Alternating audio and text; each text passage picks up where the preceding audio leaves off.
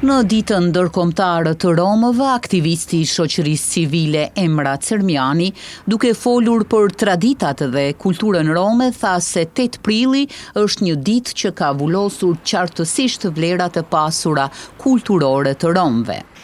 Një ditë kjo e cila përkujton kongresin e parë të komunitetit rom të mbajtur në vitin 1971, në të cilin kongres janë marrë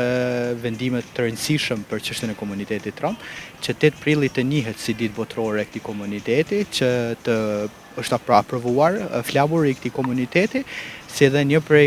më të rëndësishmeve vendim të këtij kongresi ishte që komuniteti rom të quhet me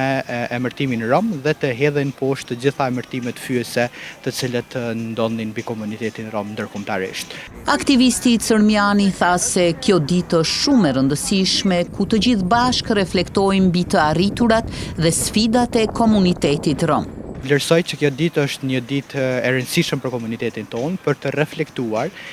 mbi të arriturat e cilët i korr pothuajse çdo ditë, mirë po edhe një moment i rëndësishëm për të reflektuar edhe mbi sfidat me të cilën ballafaqohen dhe një thirrje ndoshta edhe për gjithë institucionet dhe korin diplomatik të cilën e kemi në Kosovë për të ofruar mbështetjen e tyre dhe përkushtimin e tyre ndaj mbrojtjes së të drejtave të komunitetit rom në institucionet tona. Sfidë sipas Cermianit vazhdon të mbetet numri ulët i të punësuarve në fushat e shërbimeve publike, e për këtë problematik po lobohet vazhdimisht. Tradicionalisht organizojmë aktivitete të ndryshme, në të cilën nuk e anashkalojmë edhe lobimin apo avokimin mbi problematikat apo sfidat që ballafaqohet ky komunitet. Një prej sfidave që vazhdon të ballafaqohet edhe këtë vit është niveli i ulët i punësueshmërisë së këtij komuniteti në fushat kryesisht të shërbimeve publike. Deri më sot dhe nuk kemi ende një pjesëtar të komunitetit rom që është i punësuar në institucione publike komunale dhe kjo ndoshta është edhe një thirrje të cilën vazhdojmë ta potencojmë pothuajse çdo vit, që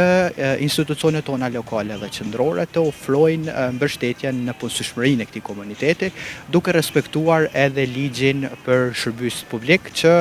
garanton që së paku 10% të punësuarve të jenë nga radhët e komuniteteve jo shumicë, ku çdo herë në çfarë forme anashkalohet komuniteti rom në punësueshmërinë apo plotësimin e kësaj norme ligjore. Pavarësisht rezultateve të deritanishme, komuniteti rom do të vazhdojë në përpjekjen e tij për aktivizëm, me qëllim që të mbrohet secila e drejtë e këtij komuniteti, shtoi Cermiani.